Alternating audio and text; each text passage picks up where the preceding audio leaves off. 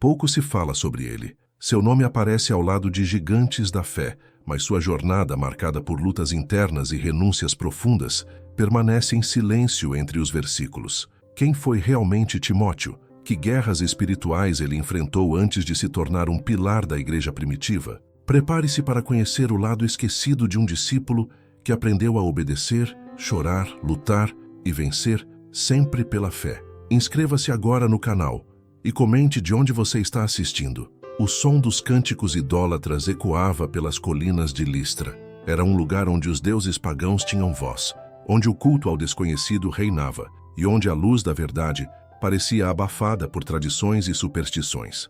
No meio desse cenário, vivia um jovem chamado Timóteo, de rosto sereno, olhos observadores e alma inquieta. Ele era fruto de um casamento misto.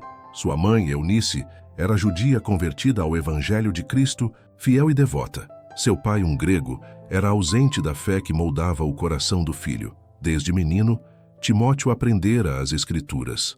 O rolar dos pergaminhos em casa, os ensinos de sua mãe e da avó Lloyd, a repetição dos salmos e das palavras dos profetas, tudo isso o marcou de forma indelével. Mas apesar desse conhecimento, havia um fogo dentro dele que ainda não encontrara direção. Seu coração ansiava por algo além da teoria, algo além das orações recitadas. Ele queria viver aquilo que lia. Foi então que a cidade se agitou com rumores. Paulo, o homem que outrora havia sido quase morto ali, estava de volta. Todos comentavam sobre ele, alguns com desprezo, outros com temor. Mas Timóteo, ao ouvir seu nome, sentiu algo diferente, como se finalmente aquele fogo que ardia dentro dele encontrasse um sopro divino. Paulo caminhava entre as casas de Listra com autoridade e compaixão. Seus passos marcavam mais do que uma jornada. Eles carregavam a missão de Cristo. Quando o apóstolo falou na sinagoga, os olhos de Timóteo se encheram de lágrimas. Ele não ouvia apenas palavras, ele via convicção, via fé viva, via alguém que preferia morrer pregando a viver em silêncio. Naquela noite, Timóteo não dormiu. Sua alma estava em conflito. Seguir aquele homem significava renunciar tudo. O conforto de casa, a segurança da rotina, a tranquilidade de uma vida comum. Mas seu espírito sabia, não havia volta.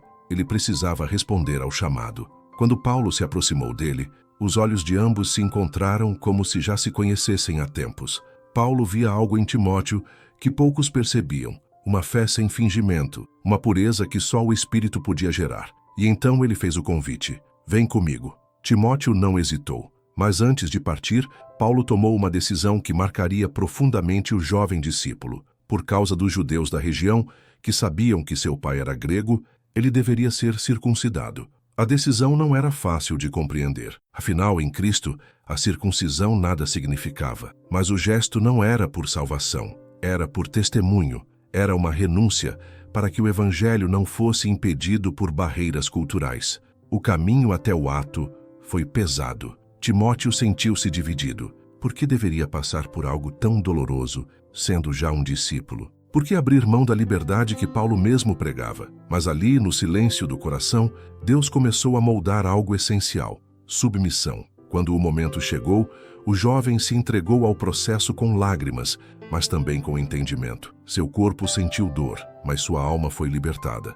Ali, naquele sacrifício silencioso, começou a transformação. Não era apenas uma marca no corpo, era o selo de um ministério que exigiria mais do que palavras bonitas. Exigiria entrega total. Os dias seguintes foram de cura física e espiritual. A cada passo com Paulo, Timóteo observava, aprendia e crescia. Viu demônios sendo expulsos, pessoas se rendendo a Cristo, mas também presenciou a rejeição, o escárnio e a perseguição. Em silêncio, absorvia tudo. Listra ficou para trás, mas a memória daquele momento, do chamado, da dor, da obediência, nunca o abandonaria.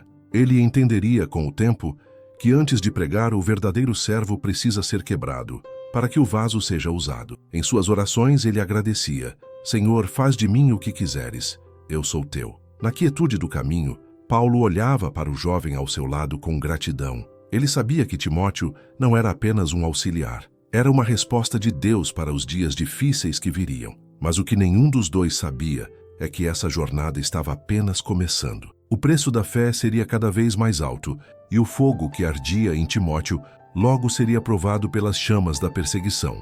E então, a próxima cidade surgia no horizonte, Filipos, uma terra onde cadeias seriam quebradas, mas não antes que o medo tentasse acorrentar o coração daquele jovem que aprendera, ainda em Listra, que obedecer ao chamado de Deus nunca seria fácil, mas sempre valeria a pena. O sol ainda nem despontava completamente quando os pés de Timóteo tocaram a estrada que os levaria até Filipos. A brisa fria da manhã agitava seu manto, mas não era o vento que provocava calafrios em sua pele, era a ansiedade. O corte da circuncisão ainda cicatrizava, mas era outra ferida, mais profunda, que começava a se abrir. O confronto entre a liberdade em Cristo e a obediência às tradições por amor aos outros. Durante o caminho, Paulo falava com firmeza e paixão sobre o reino de Deus, o cumprimento das profecias e como Jesus era o Messias prometido. Timóteo ouvia, mas sua mente ainda lutava com pensamentos conflitantes. Se já era salvo pela fé, por que aquele ato? Por que aquele sacrifício? A caminhada do discipulado já começava a mostrar-se repleta de enigmas espirituais. Eles chegaram a Filipos, uma cidade importante da Macedônia, com forte presença romana. Lá encontraram uma mulher chamada Lídia, vendedora de púrpura que adorava a Deus. O Senhor abriu seu coração para ouvir as palavras de Paulo e ela e toda a sua casa foram batizadas. A alegria de ver vidas sendo transformadas trouxe alívio à alma de Timóteo. Por um instante, ele se sentiu fortalecido. Talvez a dor que sentira não fora em vão. Mas Filipos não era apenas um solo fértil para o Evangelho. Era também um campo de batalha espiritual. Dias depois, enquanto caminhavam para o lugar de oração, uma jovem possessa por um espírito adivinhador os seguia, gritando: "Estes homens são servos do Deus Altíssimo e vos anunciam o caminho da salvação." Embora suas palavras fossem verdadeiras, Paulo discerniu o espírito por trás da voz. Após vários dias de provocação, virou-se e ordenou, em nome de Jesus Cristo, que o espírito saísse dela. E assim foi. A libertação da jovem causou alvoroço. Seus senhores, percebendo que perderam a fonte de lucro, prenderam Paulo e Silas. Timóteo assistia a tudo. Escondido na multidão, o coração em chamas de confusão e medo. Aquele era o homem que ele seguira com tanta admiração. Como Deus permitira aquilo? Porque o poder que libertava também atraía tanta oposição. Naquela noite, o silêncio pesava no coração do jovem discípulo. Ele vagou pela cidade, tentando manter-se afastado da atenção das autoridades, mas os gritos do povo ainda ecoavam em sua mente. "Açoitem-nos! Prendam-nos!" Timóteo estava livre, mas se sentia preso pelo medo. A dor da dúvida o afligia. Teria cometido um erro ao seguir Paulo? Teria interpretado mal o chamado? Quando conseguiu encontrar um esconderijo seguro, caiu de joelhos e clamou: "Senhor, eu não entendo. Se tu estás conosco, por que a prisão? Por que a violência? Por que a humilhação? Dá-me um sinal de que estou no caminho certo." Na calada da noite, um cântico começou a soar. Fraco no início, mas constante. Timóteo reconheceu as vozes. Paulo e Silas, mesmo presos, louvavam.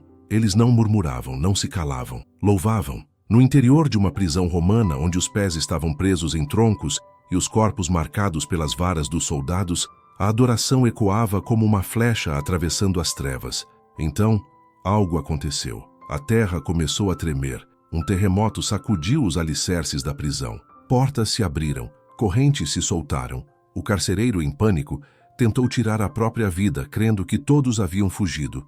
Mas Paulo gritou: "Não te faças mal, estamos todos aqui." Timóteo, ainda escondido, viu a mão de Deus. Não era a liberdade física que eles buscavam, era a salvação daquele carcereiro. E ela veio. Aquele homem, com os olhos cheios de lágrimas e o coração quebrantado, perguntou: "Que devo fazer para ser salvo?" E a resposta foi simples, poderosa, eterna: "Crê no Senhor Jesus Cristo e serás salvo, tu e tua casa." Naquela noite, o carcereiro e sua família creram, foram lavados das feridas, receberam o Evangelho e foram batizados. Timóteo chorou. Não era mais a dor física ou o medo da perseguição que dominavam seu coração. Era a presença viva do Deus que responde com terremotos, que salva mesmo em cadeias e que transforma a prisão em púlpito. A fé do jovem se renovou. Ele entendeu que seguir a Cristo não é fugir do sofrimento, mas encontrar propósito nele. Entendeu que a obediência traz conflitos, sim, mas também traz revelações. Nos dias seguintes, Timóteo testemunhou a libertação de Paulo e Silas, a consolidação da igreja em Filipos e a perseverança dos irmãos. Aquela cidade o marcaria para sempre. Ali, aprendeu que o evangelho não era apenas uma mensagem, era uma vida vivida entre gritos, lágrimas, canções e terremotos. Quando partiram, o olhar de Timóteo já não era o mesmo. A inquietação deu lugar à convicção. O fogo que o impulsionara em Listra agora era chama constante, alimentada por experiências reais com o Deus vivo. Mas novas batalhas o aguardavam. Filipos fora apenas o começo. Tessalônica e Bereia estavam no horizonte, e com elas, provas ainda mais profundas da fé que ele aprendera a viver. O caminho entre Filipos e Tessalônica era extenso, não apenas em distância, mas em preparação espiritual. Timóteo, agora com passos mais seguros, sentia no coração um novo tipo de temor. Não o medo que paralisa, mas a reverência por estar no centro da vontade de Deus, mesmo quando essa vontade o levava ao desconhecido. Tessalônica era uma cidade agitada, com forte presença judaica e um comércio ativo. Paulo, como de costume, começou a pregar nas sinagogas durante 3 sábados consecutivos. Expunha as Escrituras com ousadia, provando que era necessário que o Cristo padecesse e ressuscitasse dos mortos, e afirmava com firmeza: "Este Jesus que vos anuncio é o Cristo." A 17:3. Alguns creram, incluindo gregos piedosos e mulheres de alta posição. Mas os líderes judeus se encheram de inveja e provocaram um tumulto. Arrastaram Jason, que havia recebido os missionários em sua casa, diante das autoridades, acusando-os de estar agindo contra os decretos de César, dizendo que havia outro rei, Jesus. Timóteo assistiu àquela cena com o coração apertado. Era como se a mesma hostilidade que quase matou Paulo em Listra agora se levantasse novamente. As multidões, como ondas agitadas, se lançavam contra aqueles que apenas falavam do amor de Deus. Era injusto, era cruel, mas era real. A verdade incomodava. A luz sempre expõe as trevas, e elas reagem. Por segurança, os irmãos enviaram Paulo e Silas à noite para Bereia. Timóteo foi com eles. A viagem foi silenciosa. Ninguém falava muito, mas nos olhos de Paulo havia paz, e isso sustentava o coração do jovem discípulo. Bereia, porém, revelou-se um campo fértil. Os judeus dali eram mais nobres que os de Tessalônica, examinando as Escrituras diariamente para ver se o que Paulo dizia era mesmo verdade. Muitos creram. A palavra fluía, o Espírito operava, e Timóteo sentiu novamente o gozo de ver vidas sendo alcançadas, mas a paz não duraria. Quando os judeus de Tessalônica souberam que a palavra também era pregada em Bereia, vieram semear confusão. O padrão se repetia. Onde havia avivamento, havia oposição. Onde o Espírito se movia, o inferno se agitava. Foi então que Paulo tomou uma decisão que impactaria profundamente Timóteo. O apóstolo, percebendo o perigo crescente, permitiu ser conduzido até Atenas, mas deixou instruções claras. Silas e Timóteo deveriam permanecer ali por um tempo. Mais ainda, Timóteo deveria retornar sozinho a Tessalônica para fortalecer os novos convertidos. 1 Tess 3:1-2. A missão era clara, mas o desafio era enorme. Voltar para o lugar de onde haviam fugido por segurança, sem Paulo ao lado, sem a proteção de um grupo. Timóteo sentiu o peso da responsabilidade como uma avalanche. Ele era jovem, ainda inseguro, mas agora era um obreiro e precisava obedecer. Ao se despedir de Paulo, este o olhou nos olhos e disse com ternura e firmeza: "Timóteo, você foi chamado não apenas para andar ao meu lado, mas para edificar com suas próprias mãos. Fortaleça os irmãos, console os aflitos. Lembre-os de que nossa esperança está em Cristo, não em circunstâncias." A viagem de volta foi solitária. Cada passo trazia lembranças do tumulto, dos gritos, da perseguição, mas também trazia a certeza de que Deus estava com ele. Ao chegar em Tessalônica, os rostos dos irmãos se iluminaram. Sua presença era resposta de oração. Ele ouviu relatos de perseverança, mas também de medo, de dúvidas, de famílias divididas por causa da fé. Timóteo não era eloquente como Paulo, mas falava com sinceridade. Com cada visita, cada oração, cada leitura das Escrituras, ele via os corações sendo fortalecidos. Não havia holofotes, nem aplausos, mas havia frutos. E isso bastava. Numa noite silenciosa, ao olhar para o céu estrelado, Timóteo se ajoelhou e chorou. Não era mais o choro do medo, mas o choro do reconhecimento. Ele percebia que estava vivendo exatamente o que um verdadeiro servo de Deus deveria viver. Não glória humana, mas entrega diária. Não aplausos, mas presença constante do Espírito. Ele compreendeu que a ausência de Paulo não era abandono, mas treinamento. Deus estava moldando nele um líder, um pastor, um guerreiro da fé. Ao reencontrar Paulo e Silas mais tarde, o relatório que trouxe foi como bálsamo ao coração do apóstolo. Os irmãos estavam firmes, mesmo em meio à tribulação. A fé crescia. Paulo então escreveu a primeira carta aos Tessalonicenses, repleta de encorajamento, uma carta que nascia da fidelidade silenciosa de um jovem que dissera sim ao chamado, mesmo com medo. Mas Timóteo sabia que essa missão era apenas uma entre muitas. Ainda havia outros desafios, outros confrontos, outras dores e também outras vitórias. A próxima parada, Corinto, uma cidade mergulhada em confusão espiritual. E ali, Timóteo aprenderia o que significa ser fiel, mesmo quando ninguém te ouve. O calor de Corinto era sufocante, mas não mais que o clima espiritual da cidade. Ao chegar, Timóteo logo percebeu que estava pisando em solo conflituoso, não apenas por ser uma metrópole comercial e culturalmente diversa, mas por ser espiritualmente instável. O cheiro de incenso dos templos pagãos misturava-se ao som de discussões filosóficas e disputas religiosas. Corinto era um campo minado. Paulo havia plantado ali uma igreja em meio a um povo dividido. Agora, cabia a Timóteo retornar e exortá-los com mansidão e firmeza. 4:17. Ele não era um pregador de grandes discursos, nem um apóstolo com sinais e maravilhas.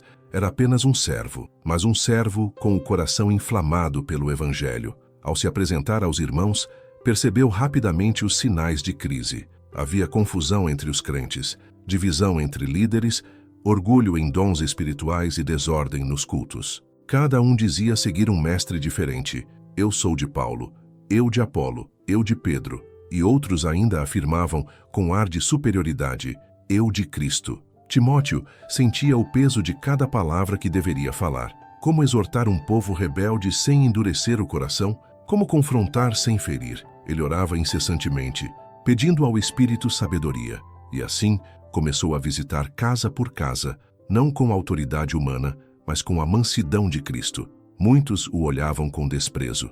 Era jovem, tímido e carregava consigo o estigma de auxiliar. Alguns zombavam de sua aparência, de sua forma calma de falar, e questionavam: quem é ele para nos ensinar?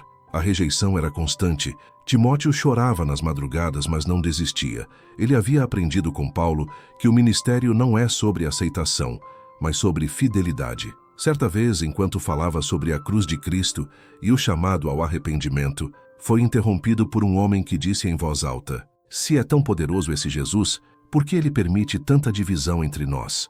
O silêncio foi pesado. Todos aguardavam a resposta. Timóteo, com os olhos cheios de lágrimas, respondeu: porque ele está esperando que nos rendamos, não que nos justifiquemos. A cruz não é palco para argumentos, é lugar de renúncia. E só haverá unidade quando todos juntos nos ajoelharmos diante dela. Essas palavras quebraram corações. Pela primeira vez, muitos ouviram não uma repreensão dura, mas uma verdade carregada de humildade. Foi o início de uma mudança lenta, mas real. Mesmo com essa abertura, as provações continuavam. Timóteo sentia a ausência de Paulo. Havia dias em que sua fé era desafiada por sentimentos de incapacidade. Em oração dizia: Senhor, se tu me enviaste, por que me sinto tão sozinho? Por que minhas palavras não causam o impacto que vi em Paulo? Mas o Espírito o lembrava com ternura. Não é por força, nem por poder, mas pelo meu Espírito. Certo dia, ao visitar um pequeno grupo de irmãos, ouviu um testemunho que o fez tremer.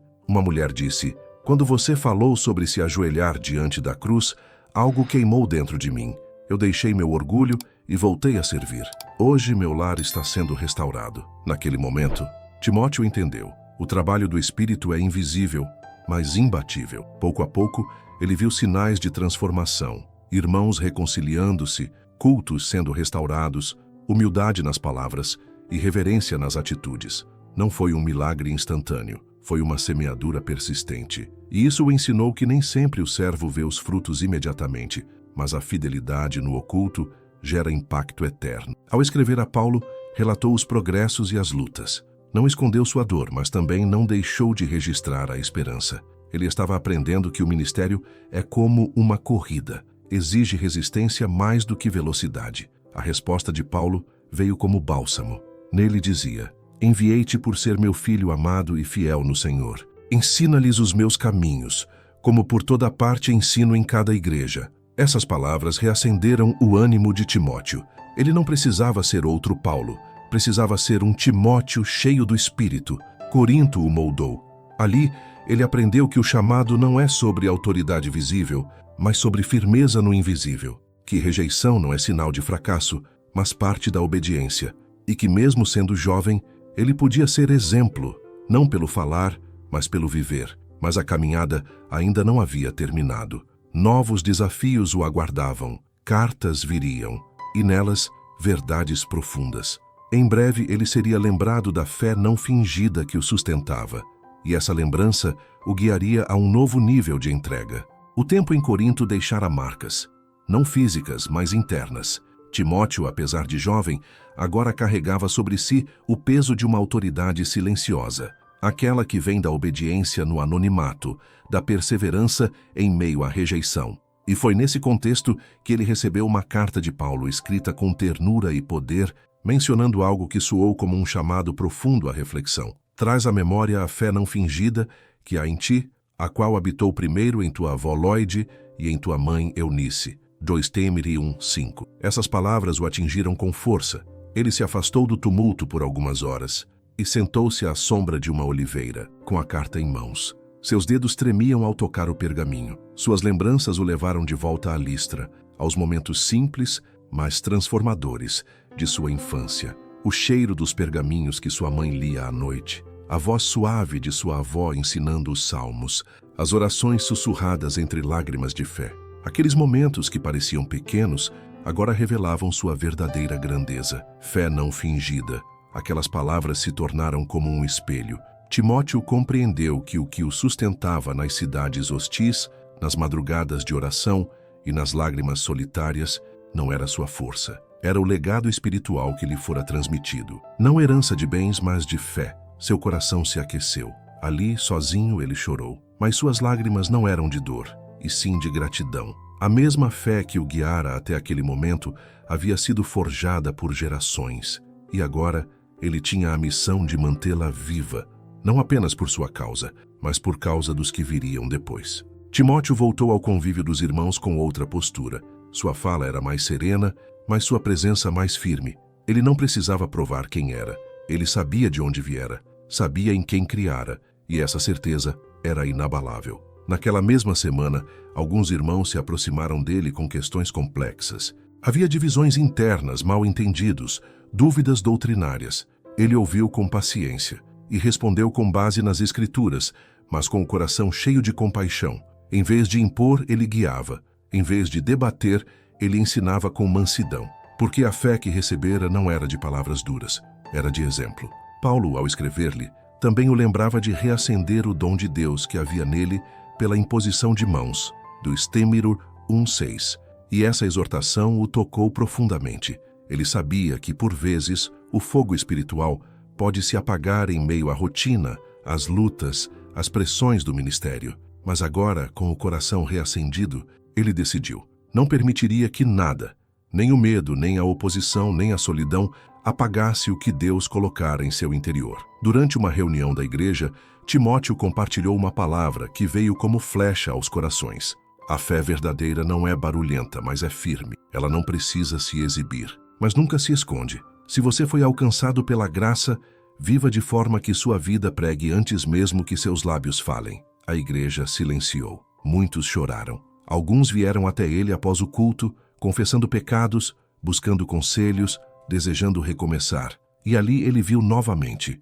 Não era ele, era o Espírito operando. Mas o Espírito precisava de um vaso limpo e disponível, e ele se comprometera a ser esse vaso. Mais tarde, ao caminhar pelas ruas silenciosas de Corinto, Timóteo olhou para o céu e disse: Senhor, não quero ser reconhecido pelos homens. Quero ser fiel diante de ti, que a mesma fé que vi em minha mãe e em minha avó seja agora a minha verdade, e que aqueles que me ouvirem não vejam a mim, mas a ti. Ele sabia que novos confrontos viriam. Paulo já enfrentava prisões. A perseguição ao cristianismo crescia em todo o império.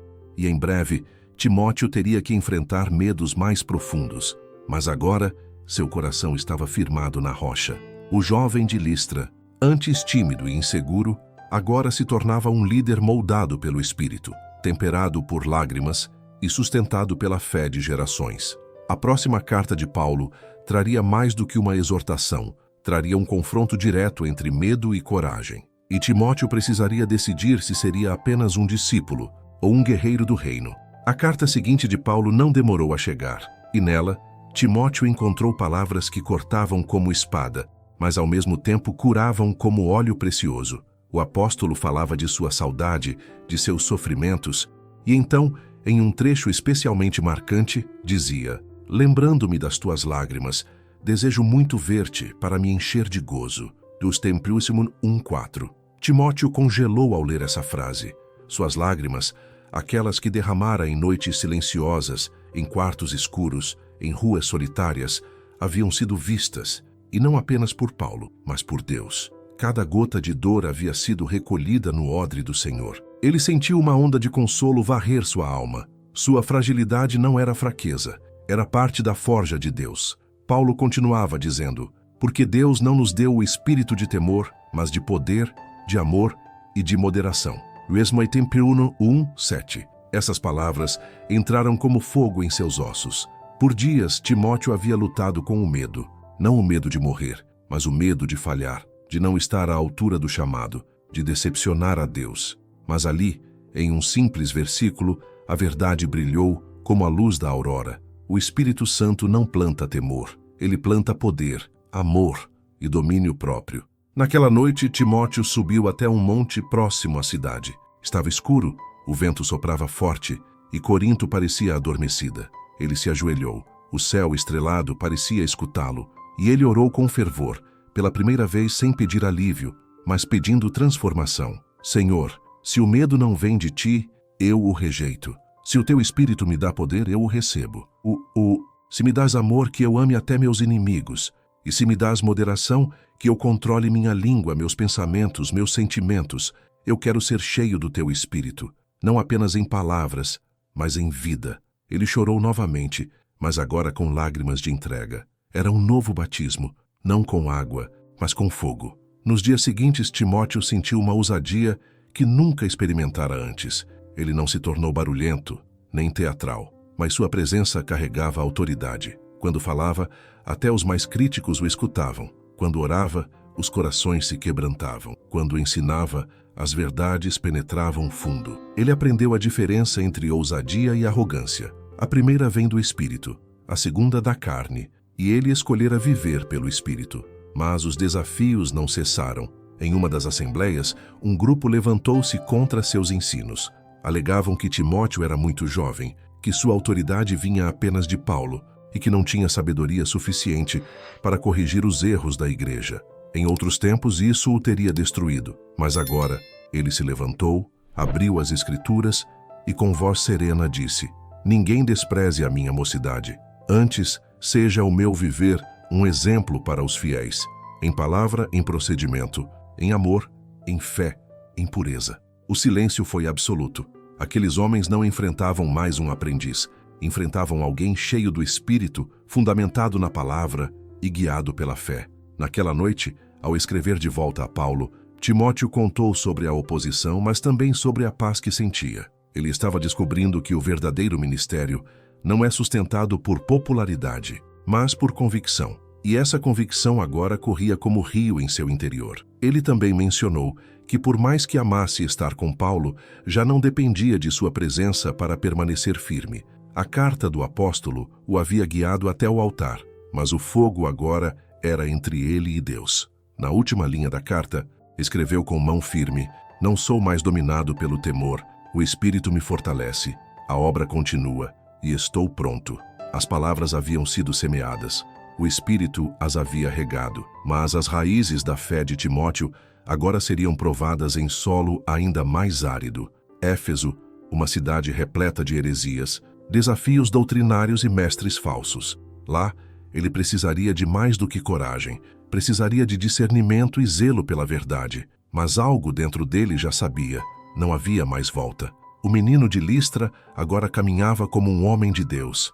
E o mesmo Espírito que o chamara em silêncio, agora o guiava com poder. A poeira da estrada subia enquanto Timóteo se aproximava de Éfeso. O cenário era grandioso, a cidade vibrante. As colunas dos templos pagãos se erguiam com arrogância contra o céu, e o ar carregava o cheiro de comércio, religião e vaidade. Era um centro intelectual e espiritual, mas corrompido. Uma cidade que misturava verdades com mentiras, sabedoria com engano, devoção com idolatria. Paulo o deixara ali com uma missão clara, mas humanamente difícil. Fica em Éfeso para advertires a alguns que não ensinem doutrina diversa. 1 3. Timóteo sabia o que isso significava. Ele teria que se levantar contra falsos mestres, contra vozes influentes, contra homens experientes e carismáticos que torciam as Escrituras e arrastavam discípulos atrás de si. A luta que o aguardava em Éfeso não seria contra a carne. Era uma batalha espiritual, invisível aos olhos, mas feroz dentro das almas. E ele, ainda jovem, seria o instrumento de Deus para restaurar a sã doutrina em meio ao caos. Logo ao chegar, foi recebido por irmãos sinceros mas confusos. A igreja estava dividida. Uns falavam de genealogias intermináveis, outros promoviam debates inúteis sobre a lei. Havia os que ensinavam com arrogância, sem sequer compreender o que diziam. Timóteo escutava em silêncio. Não reagia com ira, mas com oração. Ele se lembrou do que Paulo havia escrito. O fim do mandamento é o amor que procede de um coração puro, de uma boa consciência e de uma fé não fingida. Beitempus 1:5. Não bastava vencer o debate, era preciso conquistar os corações. Naquela semana ele convocou uma reunião. A igreja estava cheia. Havia expectativa, tensão e até hostilidade nos olhares.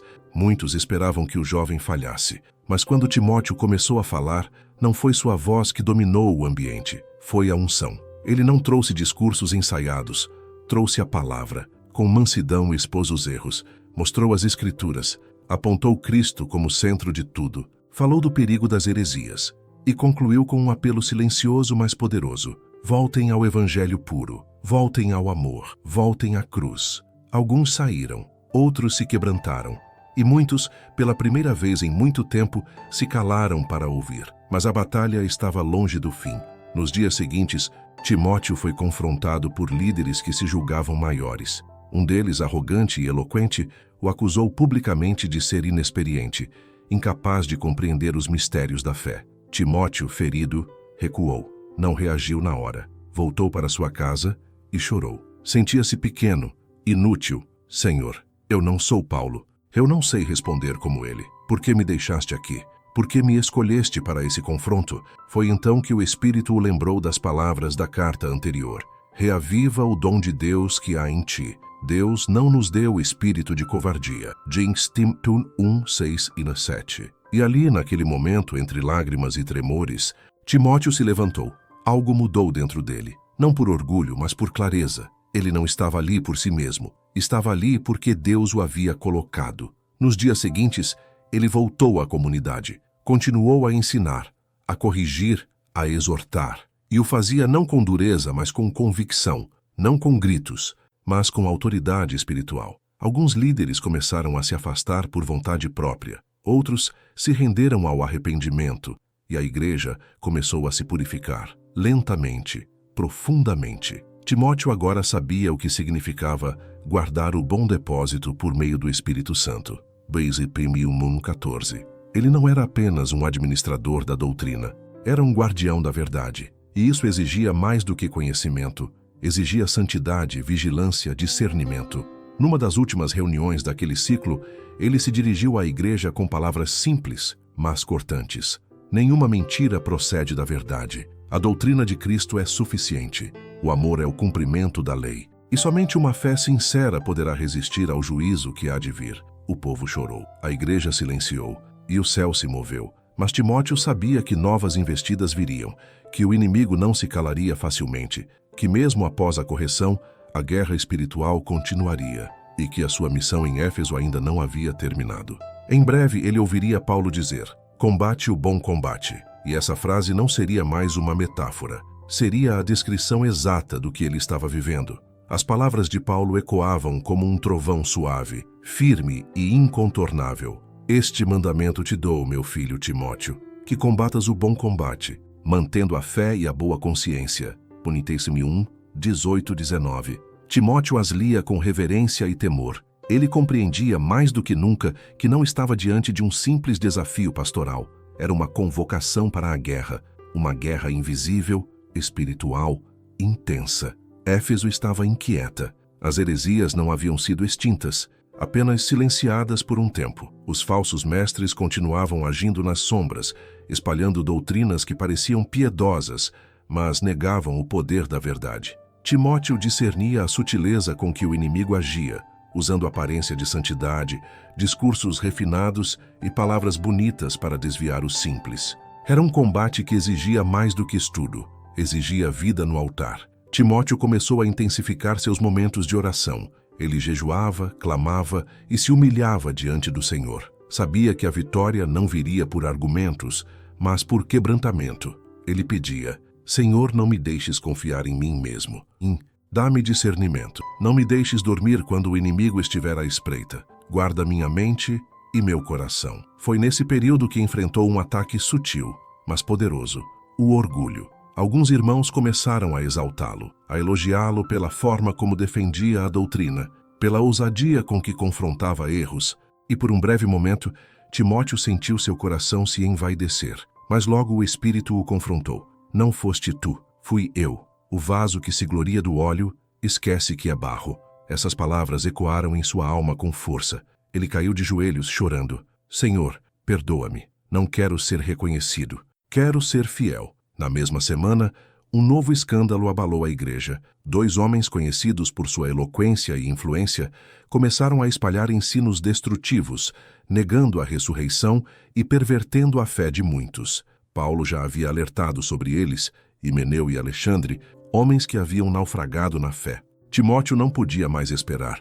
Ele os confrontou diante da congregação com temor, mas também com coragem. Expôs seus erros, clamou pelo arrependimento e, como Paulo já havia feito, decidiu entregá-los à disciplina de Deus para que aprendessem a não blasfemar. Em Têmiro 1:20. Foi um momento solene. Muitos na igreja choraram. Alguns se escandalizaram, mas a maioria compreendeu. O zelo pela verdade era mais importante do que a reputação humana. Timóteo saiu daquela assembleia com o coração pesado. Não havia prazer em disciplinar. Havia dor, mas também havia paz. Ele sabia que estava fazendo a vontade de Deus. Nos dias seguintes, ele ensinava sobre fé com boa consciência. Mostrava que a fé não pode ser apenas declarada, ela precisa ser vivida com integridade. Alertava sobre os perigos de uma consciência cauterizada e exortava os irmãos a vigiar em todo o tempo. Em um de seus ensinamentos, declarou com fervor: não há combate mais nobre do que o que trava aquele que, em meio às tentações do mundo, mantém sua consciência limpa diante de Deus e dos homens. O bom combate não é contra pessoas, é contra o pecado, contra o engano, contra nós mesmos. As palavras ecoaram como martelo nos corações. A congregação, que antes oscilava, começava a se firmar. A palavra de Deus voltava a ser o centro. O amor à verdade crescia. E Timóteo percebia que, apesar das feridas, estava vendo frutos. Mas ele sabia, o combate não havia terminado. Estava apenas em outro estágio. A fé era como uma lâmpada que precisava ser alimentada constantemente. A boa consciência era como uma muralha, precisava ser vigiada dia e noite. E em breve, ele enfrentaria a prova mais solitária de todas. Paulo seria preso novamente. Irmãos se afastariam. O desânimo se espalharia como vento frio no coração da igreja. E Timóteo enfrentaria sua noite escura da alma.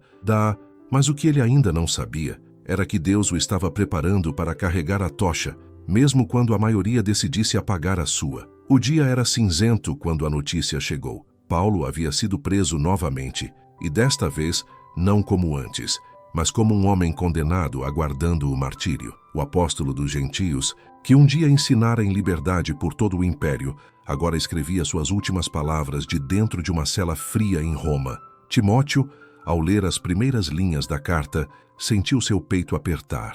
A letra estava trêmula, mas o espírito da mensagem ardia como fogo. Procura vir ter comigo depressa, amigo. Demas me abandonou tendo amado o presente século. Só Lucas está comigo. 2 Eti 4:9-10. As palavras soavam como um lamento silencioso. Homens que antes caminhavam ao lado de Paulo o deixaram. Alguns por medo, outros por amor ao mundo. A solidão agora cercava aquele que um dia liderara multidões. E Timóteo, ao ler, sentia como se estivesse diante da sombra da cruz mais uma vez. Não a de Jesus, mas a de um servo fiel, prestes a ser imolado. Ele se afastou dos irmãos e foi para um lugar isolado. Ali, com a carta em mãos, lutava contra uma tempestade interna. Senhor, tantos estão se afastando, tantos estão caindo. Será que eu também? A pergunta não foi terminada. O choro o interrompeu. Timóteo, o jovem de Listra, agora pastor experiente, guerreiro do Evangelho, se sentia exausto. O combate constante, as tensões doutrinárias, a responsabilidade de manter a igreja firme, as lembranças dos que abandonaram a fé, tudo isso o pesava como uma corrente invisível. E havia mais, o silêncio de Deus. Já não sentia o mesmo fogo, já não ouvia respostas imediatas. As orações pareciam ecoar no vazio. A solidão espiritual o envolvia como um véu. Mas então, ele leu outra frase da carta. Quanto a ti, persevera nas coisas que aprendeste e de que foste inteirado, sabendo de quem as tens aprendido, e que desde a infância sabes as sagradas letras. Deuteronômio 3:14-15. Essas palavras reacenderam a memória do que importava. Deus não prometera a ausência de abandono humano, prometera sua presença constante, e essa presença, ainda que em silêncio, nunca o deixara. Naquela noite, ele caminhou até o templo mesmo vazio, entrou, ajoelhou-se e orou. Senhor, não peço que tires o peso, peço que me ensines a carregá-lo contigo. Não me deixes endurecer o coração, não me deixes acostumar com a ausência dos que se foram, que minha fé não seja movida por companhia, mas por convicção. No dia seguinte, uma surpresa o aguardava. Uma irmã da igreja trouxe a ele uma túnica simples, feita à mão, e disse: o apóstolo Paulo pediu em sua carta que você a levasse quando fosse vê-lo. Ele quer vê-lo antes do fim. Deuteronômio 4:21. A túnica era um sinal.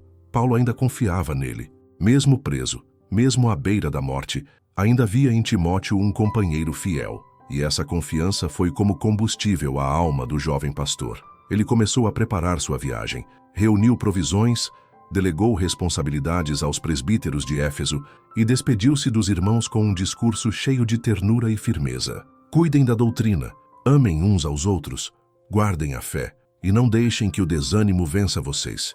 A estrada até Roma seria longa, mas em cada passo, Timóteo refletiria sobre tudo o que havia vivido. A infância entre as Escrituras, o chamado em Listra, as viagens com Paulo, os confrontos em Corinto, a guerra espiritual em Éfeso, os falsos mestres, as lágrimas, os cânticos na prisão, as cartas e a fidelidade de Deus. E no fim daquela jornada, diante da prisão, ele ouviria as últimas palavras de seu mentor, mas também receberia a maior herança espiritual que um homem poderia carregar. Porque, embora os gigantes da fé caíssem, o evangelho continuaria a ser passado, de fé em fé, de servo em servo, até o fim.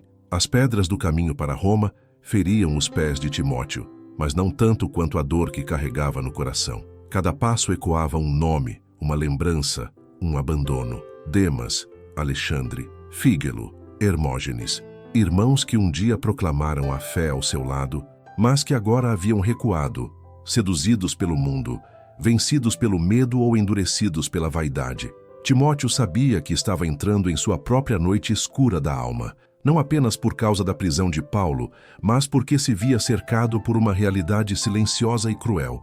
Muitos estavam deixando a fé.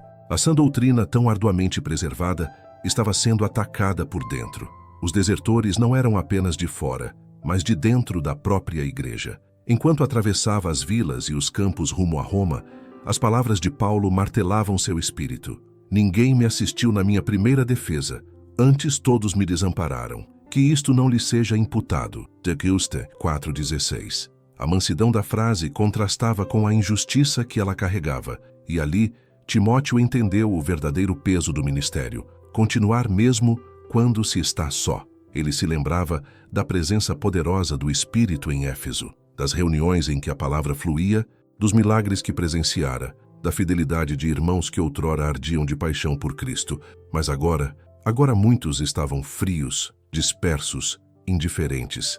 O zelo se transformava em formalidade, o amor em disputas, a fé em hábitos. Certa noite, parou em uma hospedaria simples. Não conseguiu dormir. Sentou-se próximo ao fogo e ali, entre brasas e sombras, olhou para o céu e clamou: Senhor, onde estão todos? Por que tantos partiram? Por que meu coração se sente tão vazio?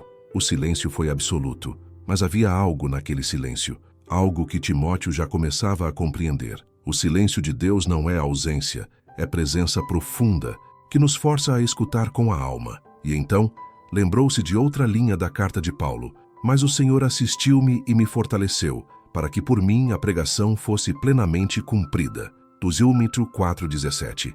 Era isso, o segredo. Mesmo abandonado por todos, Paulo não estava só. O Senhor estava com ele, e essa presença o sustentava. Timóteo sentiu o calor da verdade invadir sua alma.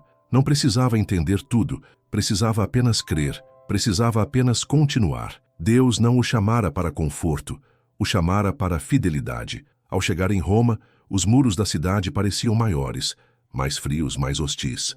O império respirava tensão. A perseguição aos cristãos havia aumentado, e Paulo estava em suas últimas horas. Timóteo caminhou com determinação até o local onde Paulo estava preso. Ao ser levado até ele, seus olhos se encheram de lágrimas.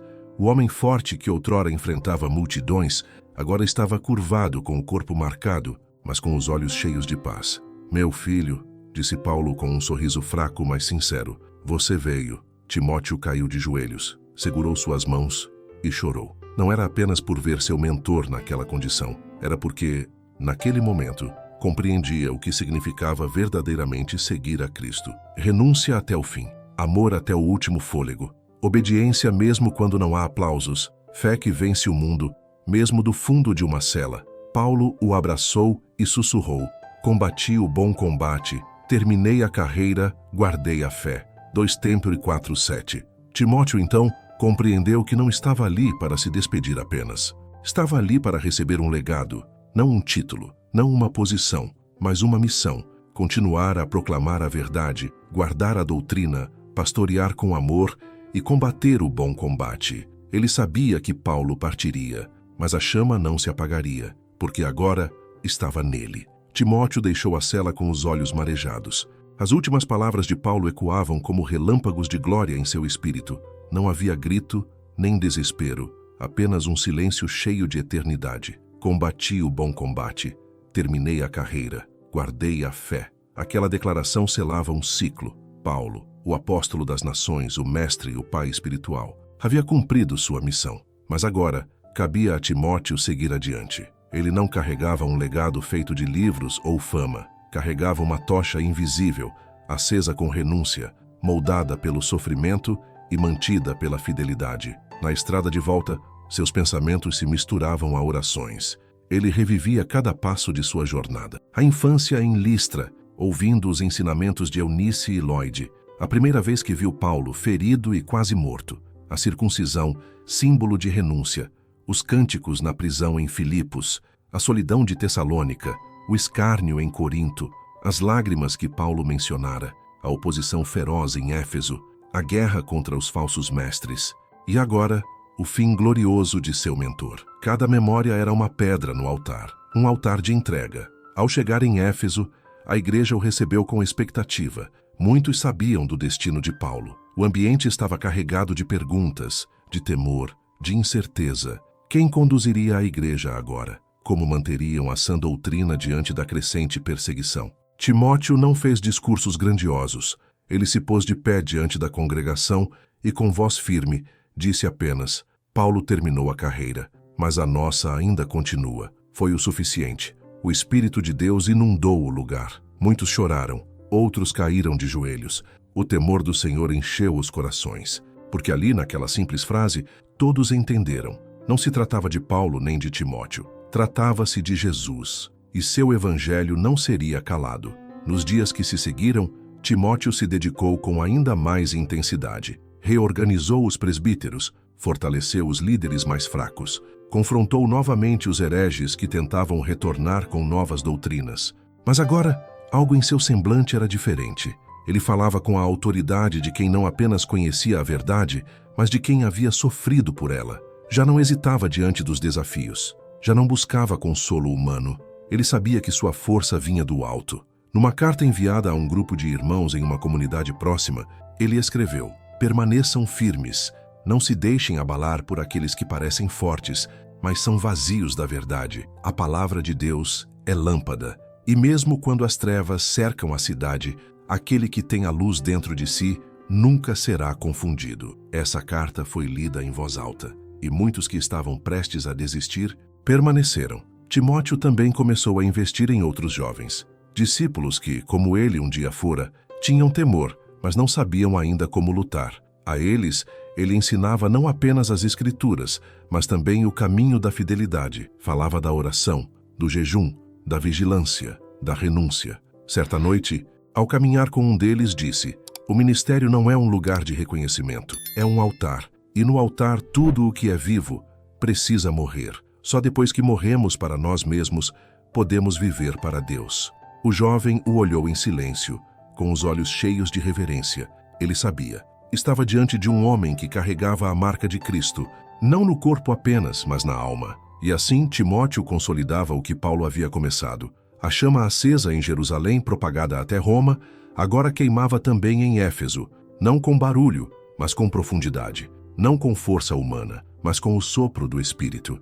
Ele sabia que a perseguição aumentaria, que a igreja seria provada, que novos desertores surgiriam, mas também sabia que o evangelho não pode ser apagado, porque onde houver um servo disposto a combater o bom combate, ali o reino de Deus permanecerá, até o fim. O tempo passou, mas a chama continuava acesa. Timóteo, agora mais velho, já não corria com a mesma velocidade, mas caminhava com firmeza inabalável. Os cabelos grisalhos e os olhos marcados pela vigilância não apagavam a luz que havia em seu interior. Ele não se tornara um líder popular, nem buscara a grandeza humana, mas sua vida agora era reflexo da própria palavra que pregava. Éfeso, antes um campo de conflitos doutrinários, agora florescia sob a sombra da verdade, não por ausência de lutas, mas porque havia homens e mulheres que escolheram perseverar. A igreja ali não era perfeita, mas era fiel, e Timóteo, com paciência e firmeza, havia conduzido esse povo à maturidade espiritual,